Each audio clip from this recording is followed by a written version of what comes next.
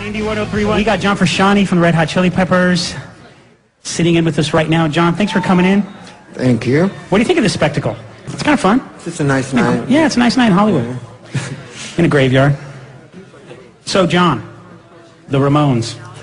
Let's tell some more stories.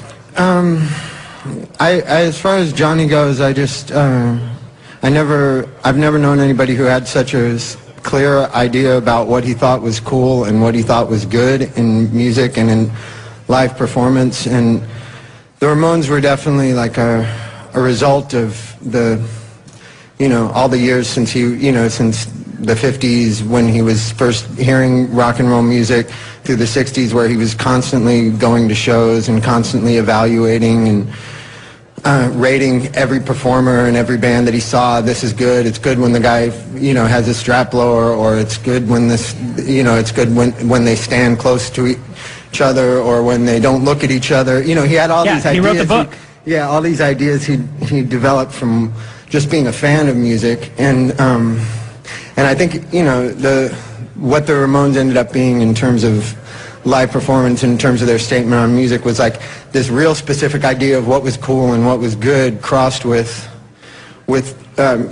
total, like, he naturally had a really strong right wrist, so he was naturally able to do fast downstrokes. But to me, the real lesson in it is just that they showed that you could do something that was just as good and just as cool as any of the things that had been considered great before that.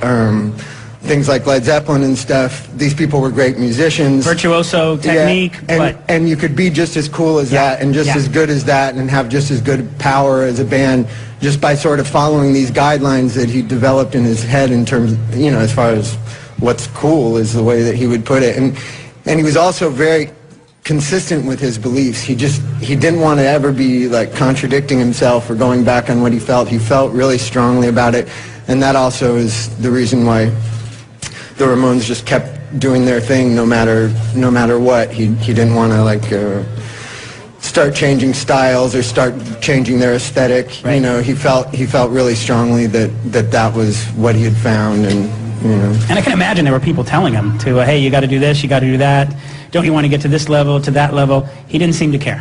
Well, yeah, there were other bands from their same era who went in more commercial directions, where the Ramones just kept chugging along doing their thing.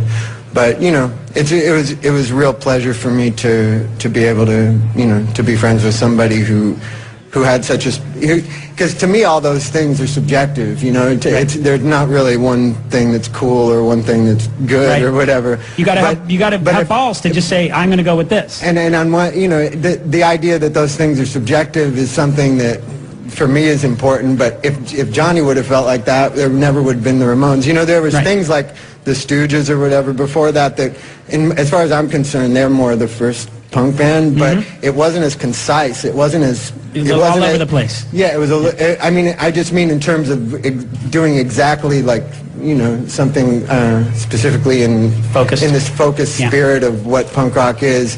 The Ramones were much more. I don't think there's anything great about not doing guitar solos or something like you were saying, but that he made that decision. But the fact that he didn't do them opened it up to where lots of people who couldn't play guitar solos felt comfortable about being in bands where they might have never been comfortable with it before the Ramones. Very intimidated by the Stairway to Heaven prior to that, and then he said, I don't need that. Yeah. That's what happened to me as a drummer. I said, anyone can play drums if this guy can, but can you do it with the power, and can you do it with the consistency? But it's still kind of, it dragged you into there. Yeah, it's more about just your energy and your spirit inside, and if you feel like you've got something to say, no technical means should prevent you from that. Right. And no technical means is going to make you able to do that. It's got to just come from within, and Ramones teach us that. And 1,000 bands were started, but very few of them have the legacy that the Ramones have, and that's why we're here tonight, and we're honoring Johnny Ramone. It's an honor to talk to you, an actual friend of Johnny Ramone's. John Frusciante, I can't believe you were nervous about what am I going to say? You just hit a home run here. Cool. Now we're going to give an example. This is Rockaway Beach on Indy 103.1. We are honoring Johnny Ramone.